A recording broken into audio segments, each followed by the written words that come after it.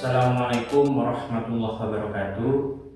Kepada yang terhormat Bapak Ibu dosen penguji kinerja pada PPG Transformasi Pendidikan Agama Islam tahun 2025.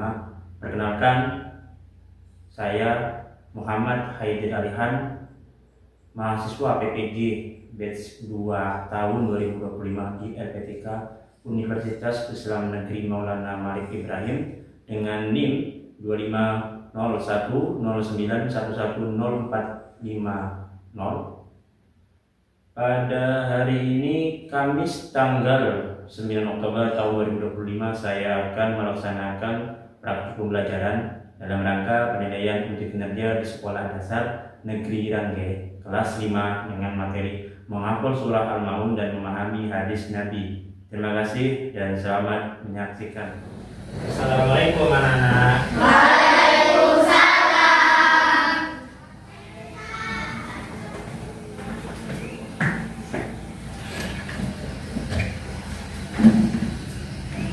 Gimana kabarnya hari ini? Baik. Kemarin kita sudah pembelajaran tentang surah Al-Maun.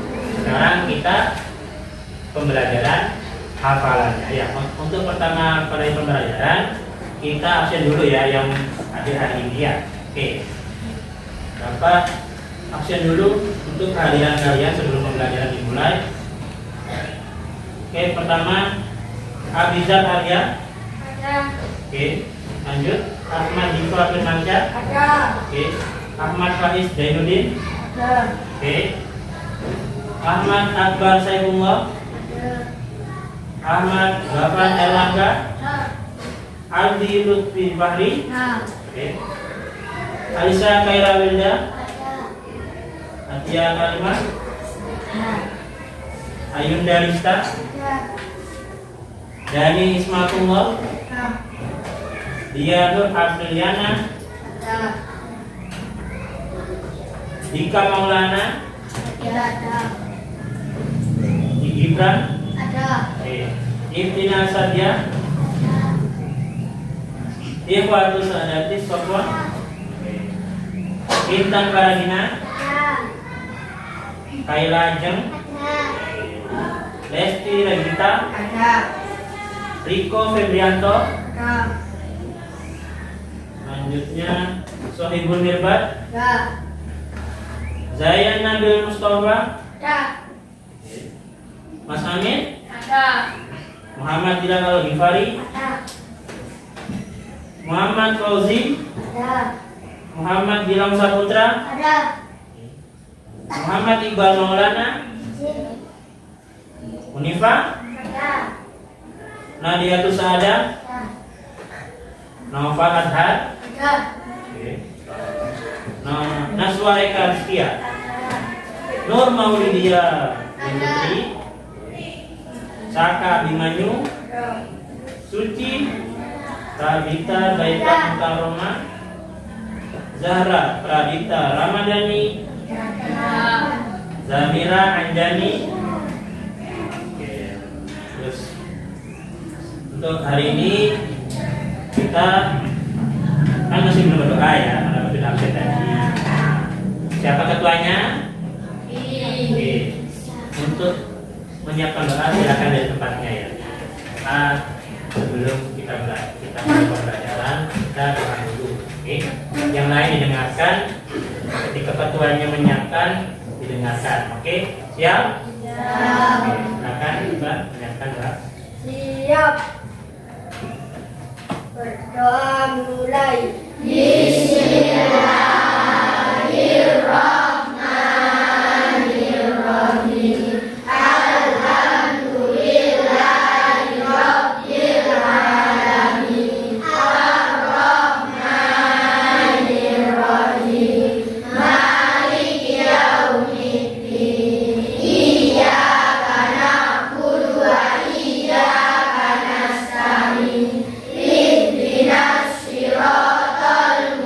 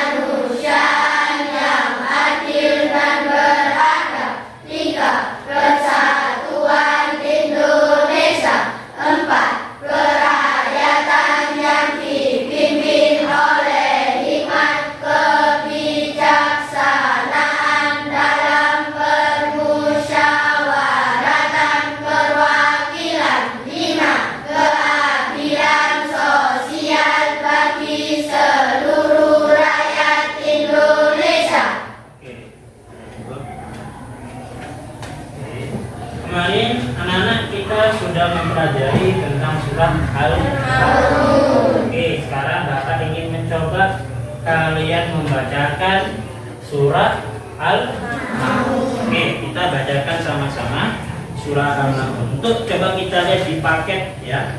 Kalian buka paketnya di halaman 10. Nah, perhatikan halaman 10. Oke, perhatikan. Sudah dibukanya?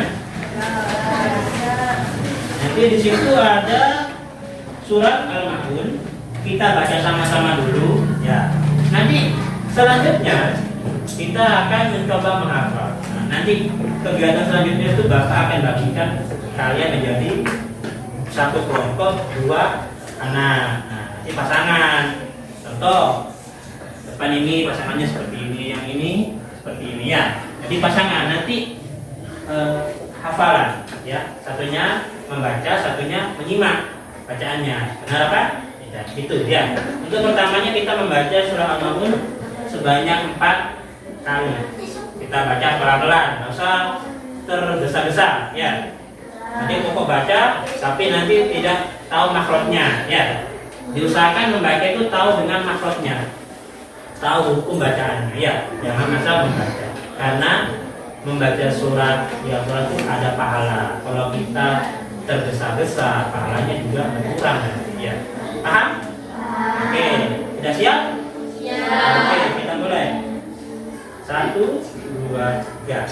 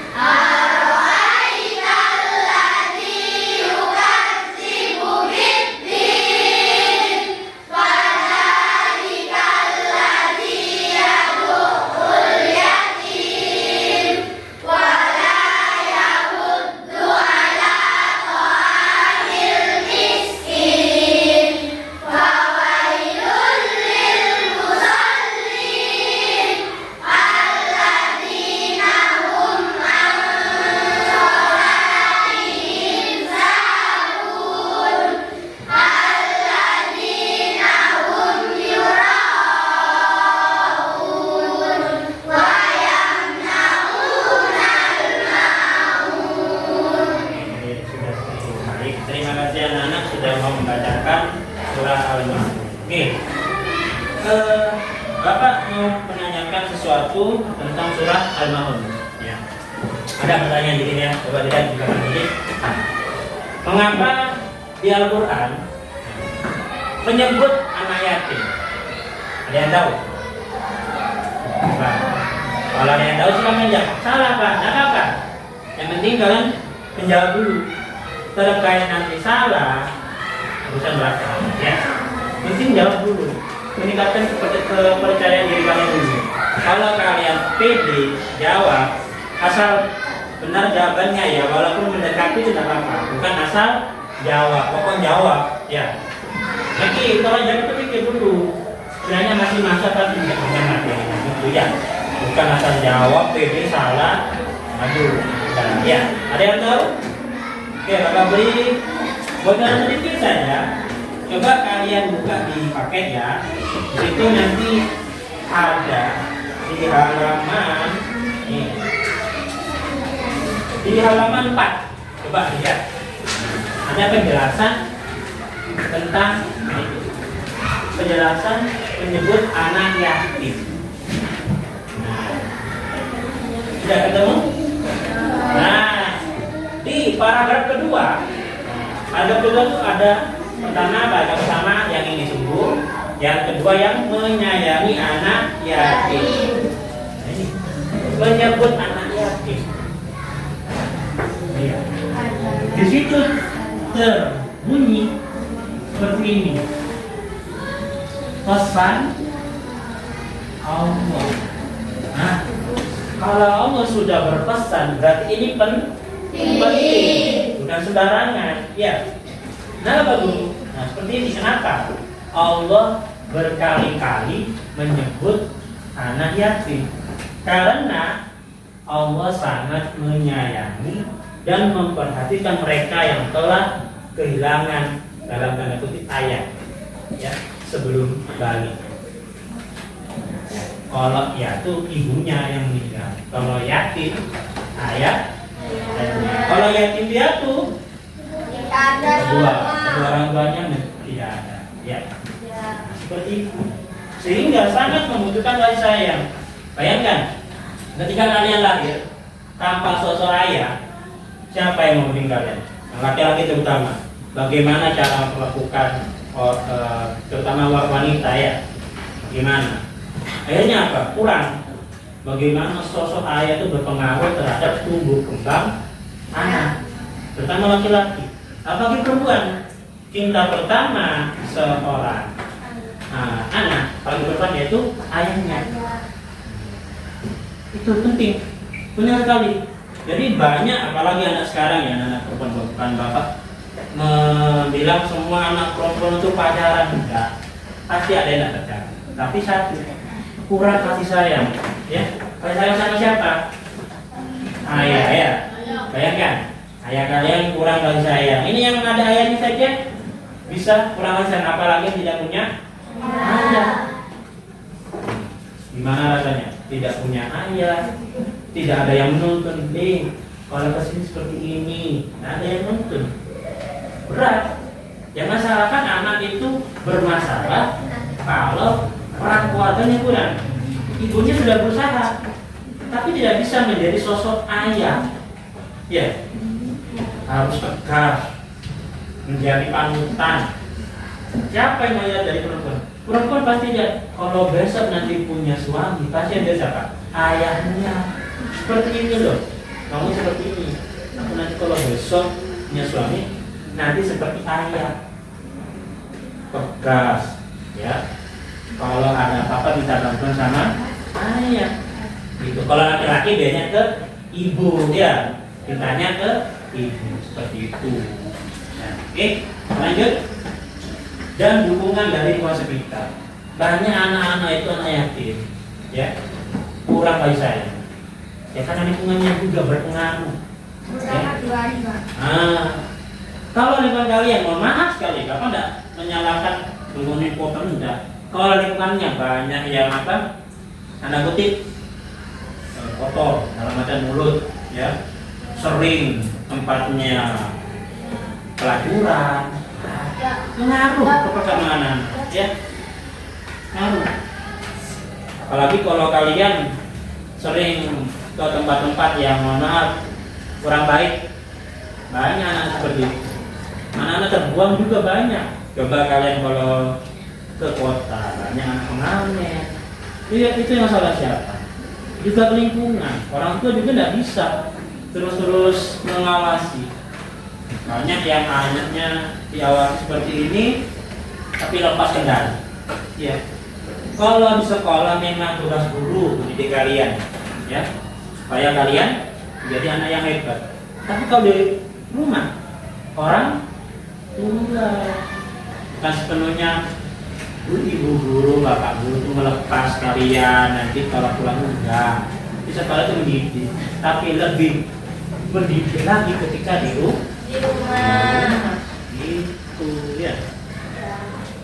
Selanjutnya ada pertanyaan, mengapa kita harus melayani anak yatim? Coba bapak tanya ke teman kamu Bilal, sama Bilal, kenapa Bilal harus sayang sama anak yatim? Sesuai jawabannya Bilal gimana? Alasannya Bilal, kenapa kita harus sayang sama anak yatim? Karena tidak ada ayah sama ibu. Nah, ada ayah saya sama ibu. Kalau yang perempuan ini, Eka, kenapa kita harus sayang sama anak yatim?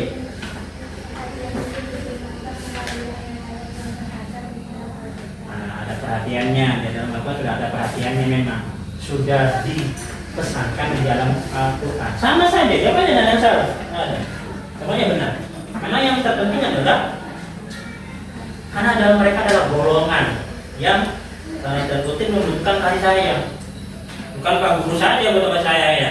Kalian juga butuh kasih sayang. Semua butuh kasih sayang. Kalau kalian kurang kasih sayang, apa yang terjadi? Berontak. Cari kasih sayang lewat yang lain. Yang perempuan contoh, kurang kasih sayang lain itu. Kurang kasih sayang sama ayahnya. Akhirnya apa? Cari pelampiasan ke laki-laki yang bukan mahramnya. Kenapa pentingnya kita harus menyayangi anak yatim? Dengan menghubungkannya dengan surah Al-Maun. Coba kalian lihat di halaman 10. Nah, jadi kalian coba diskusikan nanti ya. Nah, coba kita lihat ayat pertama. Apa artinya ayat pertama? Tahukah kamu orang yang berusaha tahukah kamu siapa? Nah, selanjutnya kita lihat di nomor 2-nya.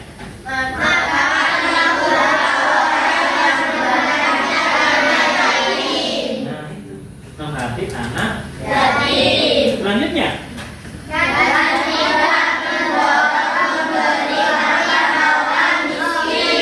Selanjutnya.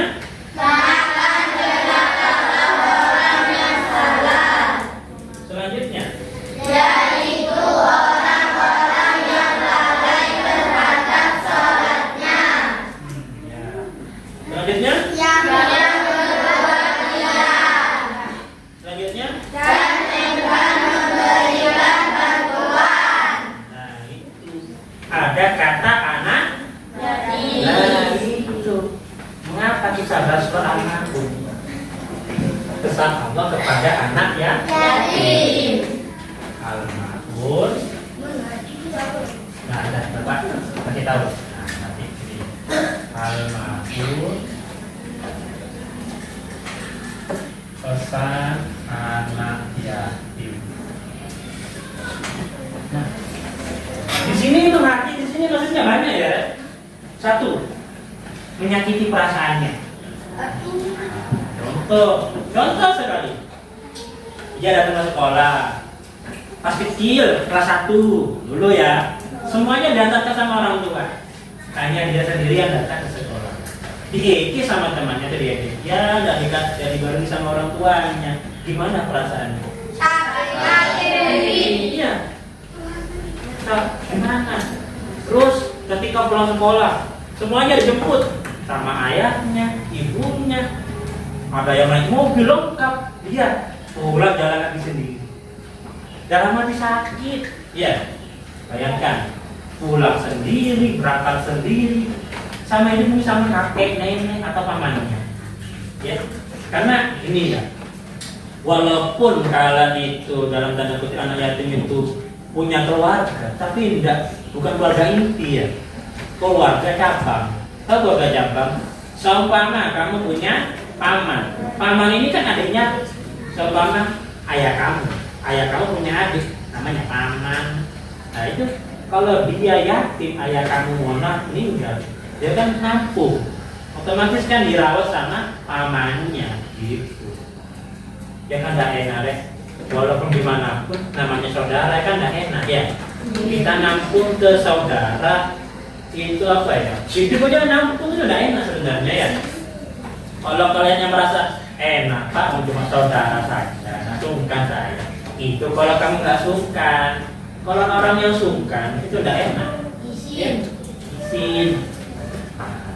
Isin. Karena walaupun dalam tanda kutip saudara, pasti ada namanya dalam hati. Aduh, kok orang tuanya sampai mati, akhirnya aku sih apa? Akhirnya saya yang menanggung gitu loh. Oke. Selanjutnya, seseorang yang mendustakan agama jika dia menghati anak yatim.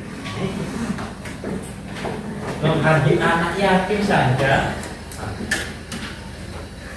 menghati anak yatim dikatakan apa? Pendusta agama. Oke, menghabis saja itu sudah menjadi pendusta. Apalagi orang yang jarang sholat. Ya. Menghati itu apa Mas? Menghabis di sini menyakiti. Ini kata lainnya. Karena di sini penyebutannya mungkin dulu pelafalan beda. Menghabis mungkin dalam tanda kutip ada dua. Menyakiti secara visual, non visual, verbal, ya, verbal dalam kata-kata ya menyakiti. Kalau non verbal ada ya, sama ada anak ini nakal guru, tiap hari ganggu saya guru, kamu ngapain? Saya pukul guru, nah, itu juga sakit ya, sakit, tidak enak. Selanjutnya itu sudah tercantum dalam surat Al-Ma'un 1 sampai 2. Ya. Biasanya maka itulah orang yang menghabis anak ya. Al-Ma'un 1 sampai 2. Sekarang anak-anak coba kita lihat ya, kita lihat di video. Kita lihat di video tentang anak yang hafal Al-Quran. Mungkin tadi kalian sudah lihat ya, bocorannya sedikit ya. Kita perlihatkan di video nanti ini ya. Kalian lihat. Nih. Apa nih? Dari satu ayat sampai Nah, itu, begitu. Dan kalian lihat bersama, nanti kita bahas dalamnya ya. Nanti kalian setelah itu Bapak buatkan kelompok pasangan kan ini ya. Nah, nanti coba saling hafal. Nanti ketika buatkan Bapak sebuah bola, snowball, kayak bola, anggaplah bola salju. Ya, bola salju itu nanti buat satu orang saja yang buat. Tolong buatkan Bapak. Nanti ketika satu temannya melemparkan bola, seumpama dari Erlangga membuat hafalan untuk Arwaital nanti juga Zubidina. Ketika Erlangga melempar ke Novel harus melanjutkan. Apa lanjutannya? Alladzi yadukul. Nah, seperti itu permainannya ya. Jadi melatih otak kalian. Coba untuk buatkan Bapak snowball Mas Amin. Coba.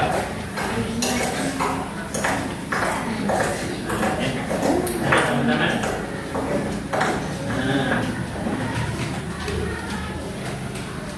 أعوذ بالله من الشيطان الرجيم ولو ترى إذ المجرمون ناكسوا رؤوسهم عند ربهم. Bismillahirrahmanirrahim. Assalamualaikum warahmatullahi wabarakatuh. Nama saya Muhammad Arif Rahman. Umur saya 18 tahun. Saya menyelesaikan hafalan saya di umur 14 tahun, kelas 8 mutawasithah. Saya belajar Al-Quran dan mulai menghafal ketika umur 9 atau ketika di bangku kelas 3 sekolah dasar. ketika saya masuk pondok pesantren, saya memiliki hafalan 1 juz 30. Ketika saya telah menyelesaikan hafalan 30 juz, pertama sikap orang tua terharu karena alhamdulillah saya bisa menyelesaikan hafalan 30 juz. Dan orang tua pun selalu menasihati jangan pernah puas, tetap harus murojaah. Bukan berarti ini akhir dari perjuanganmu. Motivasi saya dalam menghafal Al-Quran adalah sabda Nabi SAW, Iqra'ul Quran fa innahu ya'ti yaumal qiyamah syafi'an li ashabi. Bacalah Quran karena Al-Quran akan datang pada hari kiamat memberikan syafaat kepada sahabatnya. Dan hadis juga yang berbunyi Ahlul Quran ahlullah wa khasatuh. Karena Ahlul Quran adalah keluarga Allah dan orang-orang khususnya. Dan orang-orang yang membersamai Quran mesti mendapat kemuliaan. Metode yang diajarkan di program tahfidz itu dibagi menjadi 3. Pertama, sabak atau hafalan baru, kemudian sabki, murojaah hafalan baru, kemudian manzil. Dan biasanya sebelum sabak kita diperintahkan agar menyetorkan bacaan supaya ketika menyetorkan hafalan bacaan kita benar. Kemudian kiat-kiat saya dalam menghafal Al-Quran antara lain: pertama, luruskan niat, kemudian sabar dalam menghafal, dan kemudian istiqomah, selalu berdoa, hindari perbuatan maksiat, dan tadarruj atau bertahap dari yang sedikit hanya 1 halaman, kemudian bertambah menjadi 2 halaman, dan seterusnya. Dan yang terakhir itu jangan mudah puas. Kemudian kendala saya dalam menghafal Al-Quran, pertama, yang paling jelas adalah perbuatan maksiat, karena perbuatan maksiat akan berefek kepada hafalan Al-Quran itu sendiri. Kemudian rasa bosan, ya, setiap orang memiliki rasa bosan, tapi jangan berlarut-larut dengan rasa bosan. Segera bangkit dan semangat lagi. Ketika saya bosan, saya melakukan kegiatan lain yang bisa merefresh otak. Tapi perlu diingat, tidak melakukan maksiat, karena kalau ketika bosan kita melakukan maksiat, efeknya bakal lebih besar, lebih bahaya kepada hafalan kita. Cara saya memanage waktu pertama adalah tetapkan target. Misalkan setiap hari kita wajib murojaah 3 juz, maka kita bagi waktu di hari tersebut supaya kita bisa menyelesaikan Al-Quran. Semoga Allah Subhanahu wa Ta'ala membalas antum semua asatidzah yang terhormat dengan balasan yang besar. Inilah kisah saya dalam menghafal Al-Quran. Semoga kisah saya ini dapat memberi inspirasi rekan-rekan, kawan-kawan yang sedang ataupun baru menghafal Al-Quran.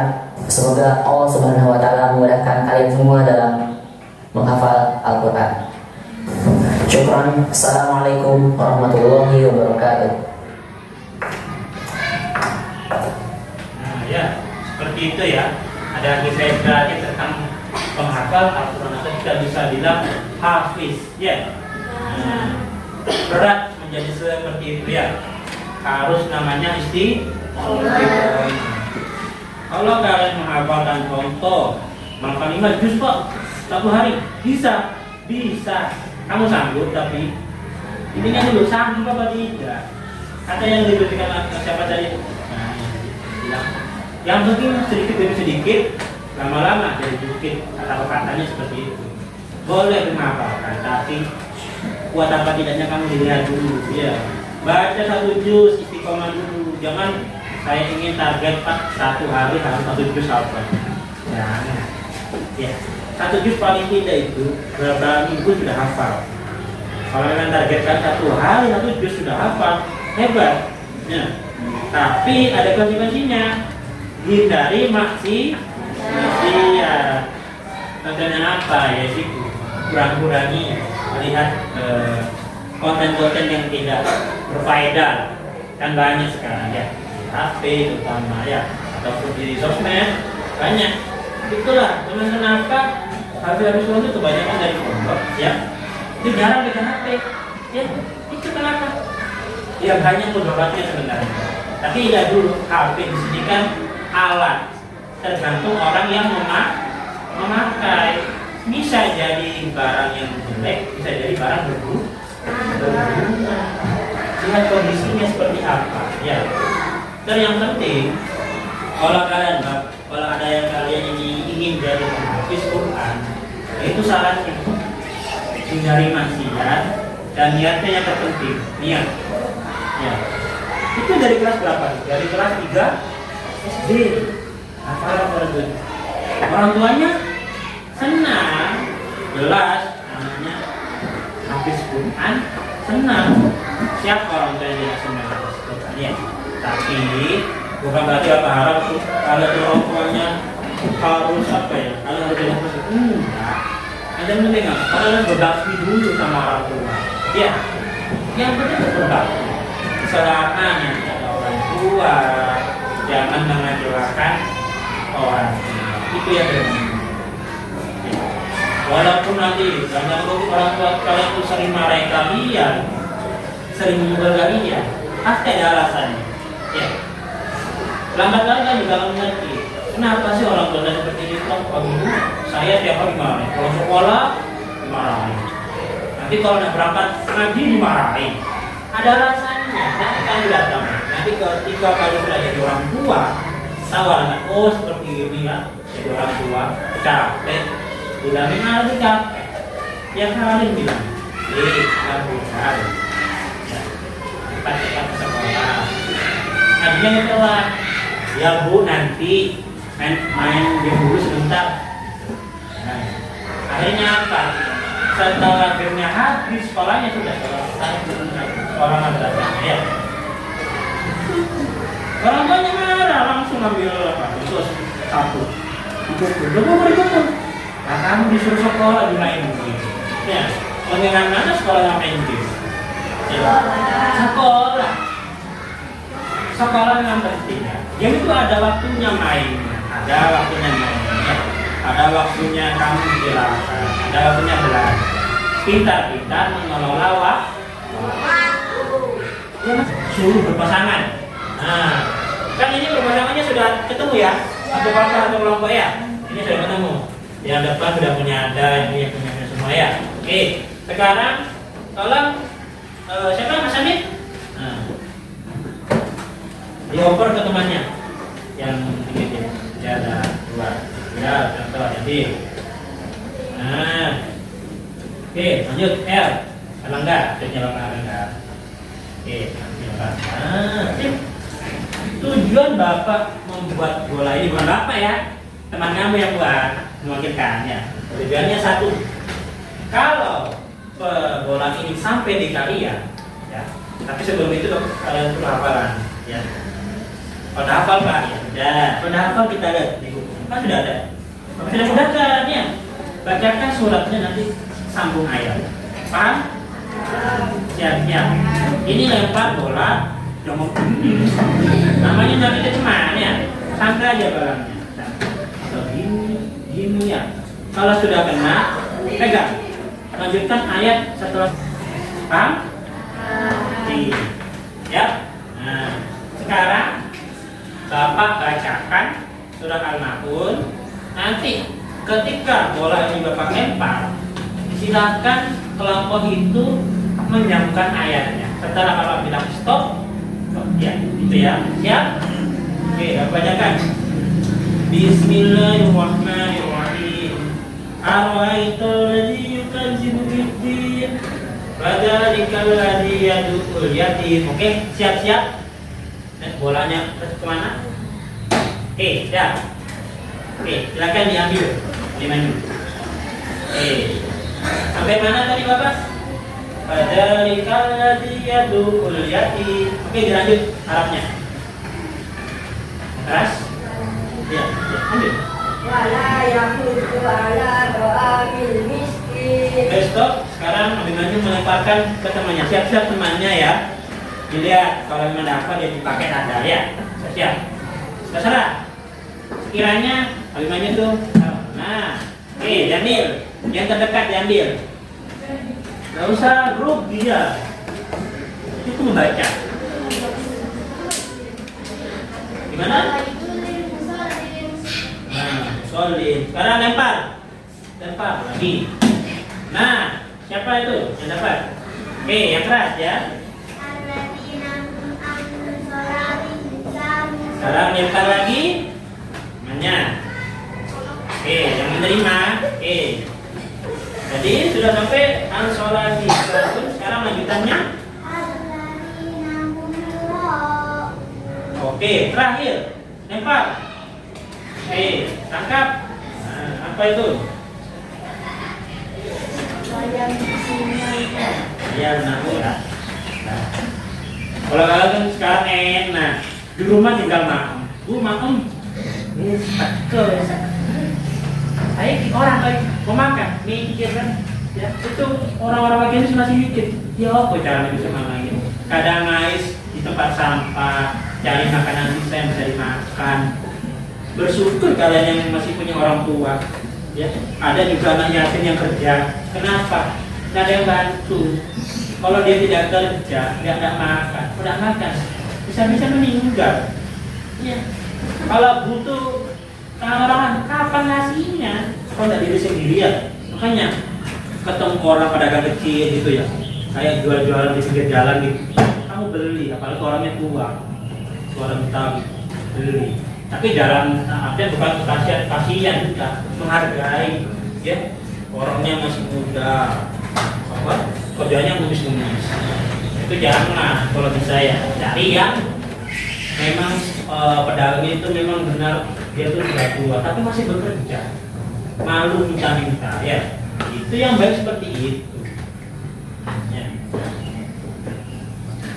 Siapapun khususnya bagi mesin sekeliling kita, jangan biarkan tangan kita terbelenggu atas berat membantu orang lain. Jangan sampai nanti tangan kita ini tidak dibuat karena atas, cuma dibuat untuk nasi jatah. Kenapa, Pak? Penting sekali tangan ini. Ya penting. Nanti ketika kalian di akhirat kelak, di hari pembalasan, ya tangan ini yang bersaksi. Oh ini tangan yang membuat kebaikan, ini tangan buat keburukan. Bersaksi. Mulut kamu, dia nggak bisa berbuat apa-apa. Kamu bilang bohong, tidak, ini jujur ini tangan ini. Ya, semuanya jujur. Tapi nanti, sekarang kalau yang berbeda dia silakan, mumpung masih ada waktu. Allah masih beri waktu. Kalau mau bertobat silakan. Allah tidak melarang. Selama kamu masih keinginan punya tobat, punya keinginan bertobat. Minta maaf sama Allah itu gampang. Yang susah minta maaf sama orang tua kalau mungkin dalam minta maaf boleh, tapi juga sih dekat. Gimana? Capek. Makanya sebisa mungkin jangan membuat kesalahan yang dalam tanda kutip ya berlebihan. Terus teman-teman ya, jangan, kita nggak tahu teman kita tuh nanti besok masih hidup apa tidak tahu. Ya. Mulai sekarang kurang-kurangi berbuat jelek, buruk sama. Oke, selanjutnya Bapak coba tanya untuk ayat yang selanjutnya. Ayat nomor 2, coba dibacakan ke Bapak Bilal. Maka itulah orang yang mati anak yatim. Nah, masih fokus ke anak yatim ya. Siapa ini? Nah, Bapak jelaskan. Mereka yang menyakiti hatinya, berbuat zalim kepada mereka dan menggunakan hak mereka secara tidak banyak sekarang itu ya. Memakai kata anak yatim dalam tanda kutip ini kita buat bantuan ya, bantuan untuk anak yatim, padahal dibuat makan sendiri dari kasih anak yatimnya, dibuat makan sendiri bantuannya 10 juta, dimakan setengahnya mungkin berapa yang dimakan? 5 juta. Dan dikasih cuma 5 juta, padahal hasilnya 10 juta yang dikasih. Dimakan 5 juta. Buat apa? Biasa konsumsi. Ya. Masa yang nyari dana dari kasir ya? Berarti dari itu ya namanya korupsi gitu ya. Korupsi dana apa? Buat anak yatim. Sudah terlalu berlebihan ya. Jangan sampai mengambil hak yang bukan milik kita. Coba yang selanjutnya siapa ini? Eka. Mas Eka dibacakan ayat ke-7 Arabnya serta artinya. Coba. Oke, apa artinya Eka? Oke, dan enggan memberikan bantuan. Seumpama ada cerita seperti ini, ada tetangga kamu yang rumahnya kebakaran. Posisinya Eka bagaimana di situ? Membantu apa? Membantu mengambil semua barangnya atau membantu apa? Ya, membantu apa? Nah, membantu menyiram apinya, membantu meringkasi barang-barangnya dalam petik bukan nyolong ya. Ada orang bantu Pak, bantu ngambil. Tadi bukan bantu meringkasi si ngambil, si gele itu loh maksudnya. Nah itu dalam artian kita bantu sebisa mungkin. Contoh ada penggalangan dana buat tetangga kita ya, kita galang dana. Ya apa caranya kita galang dana? Kita kasih uangnya, jangan diambil. Sudah galang dana 1 RT, uangnya diambil sendiri. Nah, tak boleh ya. Itulah pentingnya tetangga. Dalam tanda kutip tetangga yang baik gitu. Ya, tolong ada tetangganya contoh rumah hujan apa jemurannya belum diambil. Kamu sebagai tetangga yang baik bagaimana? Mengambil apa nyolong ini? Mengambil jemurannya, ya disimpan ke tempat yang teduh. Jangan dibiarin, tambah seneng ya seneng ya. Jemurannya masa seneng, dia ini gembira. Lihat tetangganya susah, itu yang susah. Tetangganya susah tambah ketawa. Jangan ya, dibantu tetangganya ya. Terus coba dibacakan Diva, bacakan ayat 6 beserta artinya. Yang ke-6. Oke, artinya Diva? Berbuat ria. Nah, yang berbuat ria. Itu ria di sini apa sih? Kalau menurut Diva, setahunya Diva. Tahu? Oke, aku beritahu ya. Ingat, ria di sini ibadah semata-mata ingin dipuji orang lain. Apa menganggap seperti ini? Apa ya? Ada orang memang ibadah ingin dan orang lain dipuji. Yang ibadah si ahli sedekah itu ya. Itu ingin dipuji ya, bukan ikhlas karena Allah. Ya, ingin dipuji orang. Apakah boleh Pak Guru kita sama Mama sebenarnya? Ya boleh-boleh saja sebenarnya. Tapi lihat dulu orang yang memiliki kamu, orang yang ada di sekitar kamu itu iri apa tidak? Kami tidak tahu Pak Guru. Masalahnya lebih baik jangan. Ya, kalau ibadah cukup kamu sendiri sama Allah yang tahu. Ya. Kalau seumpama kamu ingin, Pak Guru saya kan ingin mengajak orang kepada kebaikan Pak Guru. Ayo sholat bareng-bareng. Apa baik, tujuan kamu baik, tapi orang melihat pandangannya jelek. Mereka menganggap kamu sebagai orang yang paling terbaik, orang yang paling beribadah. Sholat gitu. Karena yang nanti di kehidupan akhirat sholat atau nanti di yaumul hari penghakiman hari akhir, ini yang ditanyakan, sholat kamu bagaimana? Sudah sampai mana kamu sholat? Asal sholat kan? Ya. Nah, sampai ya kita sholat hanya sholat terus pikirannya sini. Besok saya juga tahu Pak Guru ya. Mikir sholat. Akhirnya aku usul sholat. Ya. Sholatnya aku dulu banyak pikiran, kali sholat sudah lewat tuh apa ya? Nih lari ya. Banyak kebiasaan seperti itu. Ikut imam berapa ya? Terus 1 kilo ya. Nah, ini gue segini. Ya, jangan.